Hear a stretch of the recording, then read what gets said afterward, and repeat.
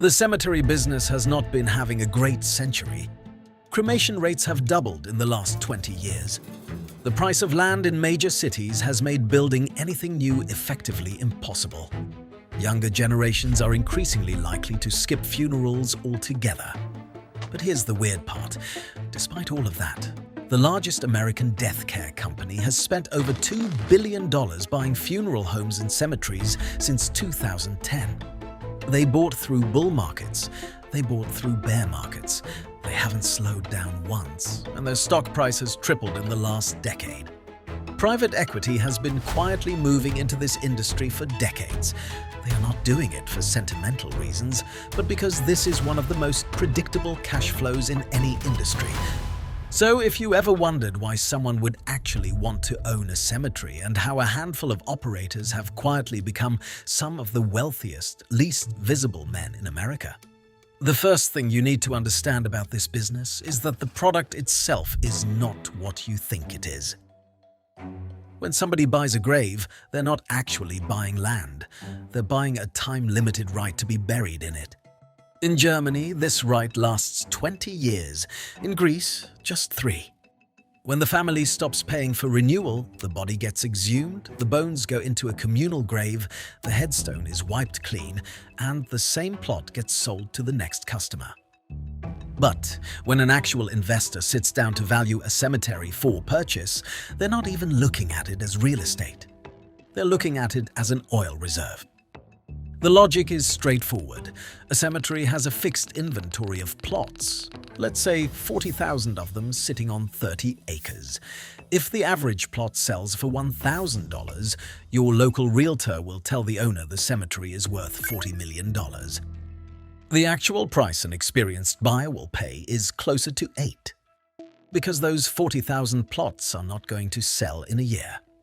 They are going to be extracted slowly over the next 60 to 80 years, exactly the way oil gets pumped out of the ground. So, a sophisticated buyer values the cemetery the same way you'd value an oil reserve, discounting that future revenue stream heavily, because money 70 years from now is worth a fraction of money today. And once you start looking at it this way, the math gets interesting fast. The land was bought decades ago for almost nothing. Marketing costs are basically zero. The customers come to you because demographics do the work. Margins on each plot run between 70 and 80%. And here's a fun legal quirk. Once a piece of land is legally classified as a cemetery, it gets a stack of protections most real estate doesn't. It can't be repossessed if the owner goes bankrupt. It's exempt from property taxes, and in states like New Jersey, it's also exempt from business, sales, income, and inheritance taxes. Which is, allegedly, why Donald Trump buried his ex-wife Ivana at his New Jersey golf course in 2022. The Trump Family Trust had applied for a cemetery certificate back in 2014 for a small parcel on the property. Critics argued the real plan was to eventually classify a much larger portion of the golf course as cemetery land, sliding the whole property under that same tax regime. Whether that ever happens or not, the legal door is now open. And it only took one body in the ground to open it. A bench estate near Marilyn Monroe's grave at Pierce Brothers Westwood was listed for $790,000. The crypt next to hers, Hugh Hefner bought in 1992 for $75,000. An equivalent one is now listed for $2 million.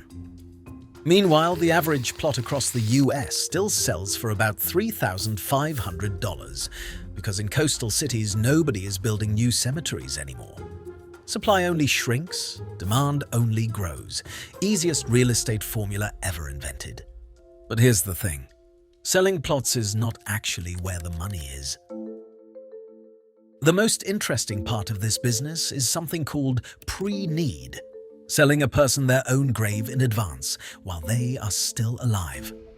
The cemetery walks up to a 60-year-old and pitches them on, locking in today's price now, so their family doesn't have to deal with it later.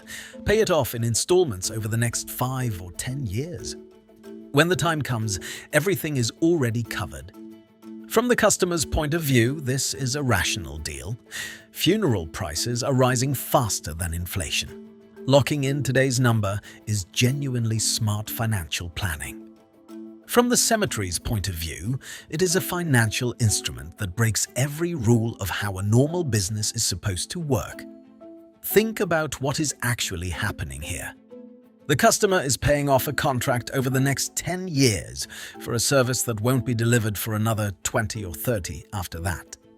Which means the cemetery is sitting on the money for decades before it ever has to do anything for it. At Service Corporation International, the largest American operator in this industry, the pre-need backlog at the end of 2024 was $16 billion. That is almost 4 times their annual revenue.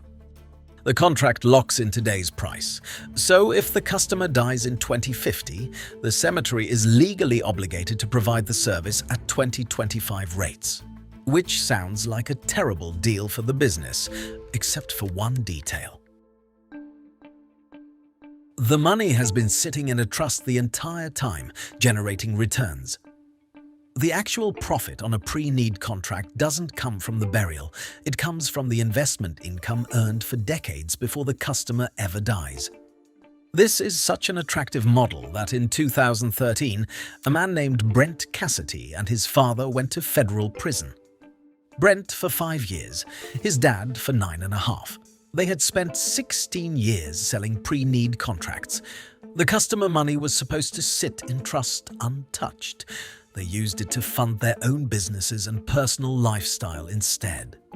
When customers started dying, the money wasn't there. Total shortfall, $450 million, 97,000 families defrauded. The largest financial scandal in the history of American death care. And despite all of that, the industry is still running on exactly the same model. So at this point, you can probably start to see the picture. A small regional cemetery or a funeral home clears somewhere between $200,000 to $500,000 of profit a year. SCI at the corporate level pulled in over $500 million in net profit on $4.2 billion in revenue last year alone. They own roughly 1,500 funeral homes and 500 cemeteries across 44 states. For context, there are about 7,500 for-profit cemeteries in the entire United States, which means a single private company controls around 17% of the national market. The strategy is basically to buy up small independent operators, plug in the pre-need infrastructure, and pull 20 to 30% more revenue out of the same customer base. The cemetery segment runs at a gross margin of about 34%. For comparison, Walmart runs at 24%, Costco at 12%. Even Apple only beats it by a handful of points.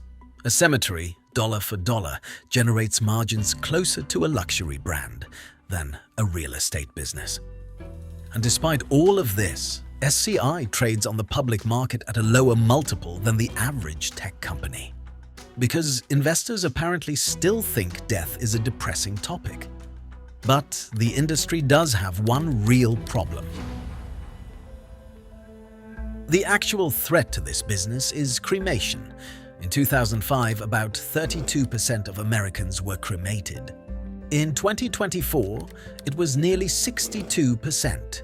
By 2045, it's projected to be over 80%, which means in 20 years, traditional burial will be the exception, not the rule.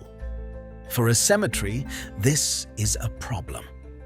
The average burial pulls $12,000 to $20,000 out of a family between the plot, the casket, the headstone, and the perpetual care fund, and significantly more in major cities.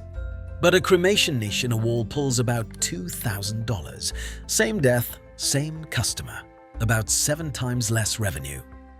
So the big operators are racing to retool, buying crematoriums, building ash niches, and absorbing the smaller players who can't afford to. So when SCI files its annual report next year, it will probably show another record, another billion-dollar acquisition, another dividend hike, another quarter of growth that nobody talks about, in an industry nobody wants to think about, which is exactly why it works.